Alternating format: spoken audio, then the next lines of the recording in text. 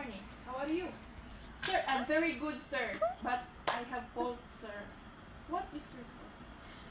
Sir, because I put your clothes in a bucket, sir, then I put more sabon. Why like that? Yeah, why like that? I told you to wash. Yes, sir, I wash. But then, I wash, but then I put whole night. I put in the wig. Sabon. Sorry, sir. I did not know. Tingnan na, dito ako sa lalis. Hoy, sir, don't bidak mo sa lisip. Pati naman pagkamahal ng 575. Kung saan naman yung sintuhon, ani? Pura na 75. Sapa na kay 315 bilhin. Buang na 575, 300 na loss. Palibon na akong sweldo.